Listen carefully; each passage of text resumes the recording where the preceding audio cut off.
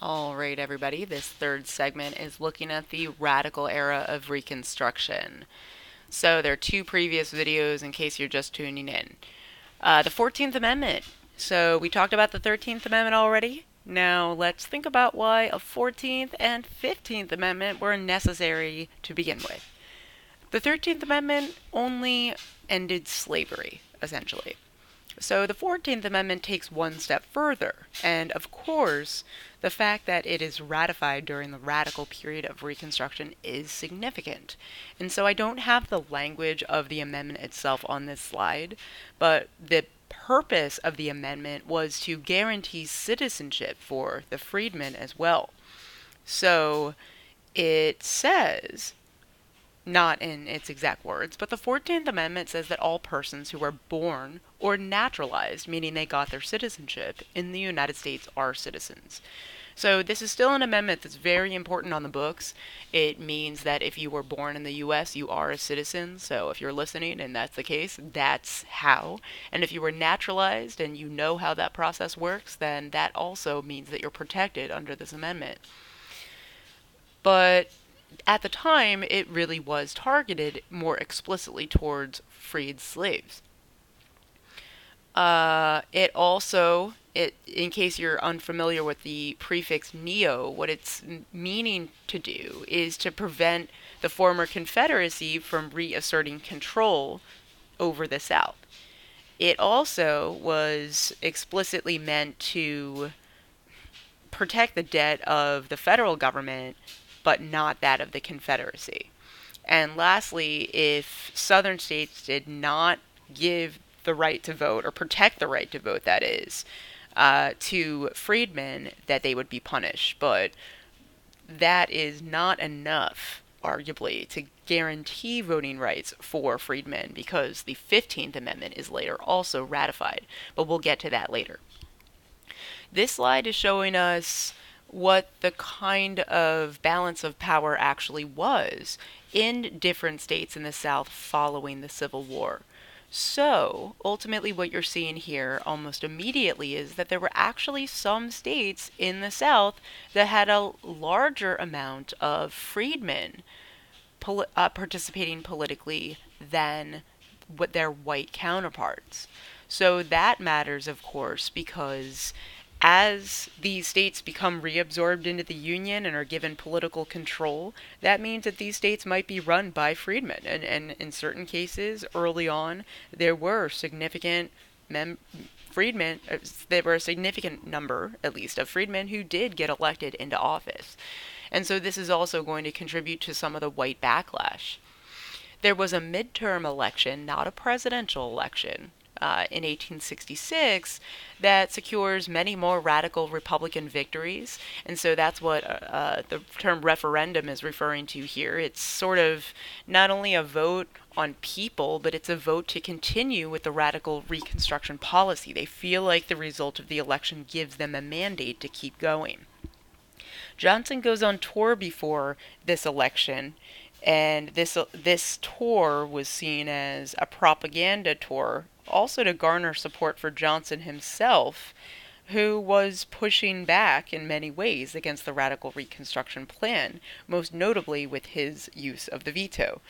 But nonetheless, Republicans do gain a significant majority in both houses, again because many states have not yet completely been reconstructed at this point. But nonetheless, this 1866 election shows us that radical Republicans are still largely running this plan. The radical plan takes a shift after the biannual election.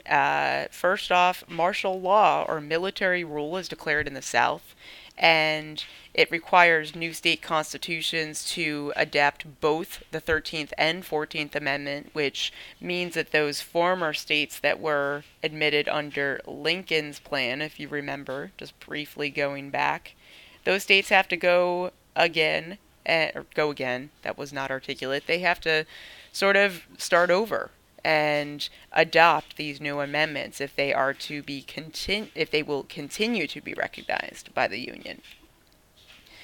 And lastly, this plan was largely guaranteed again around protecting the rights of freedmen. At least that's how it was construed among many Southerners who were resisting it. The first major part of this more radical Reconstruction plan takes the form in actually a series of acts, so we call them the Reconstruction Acts of 1867.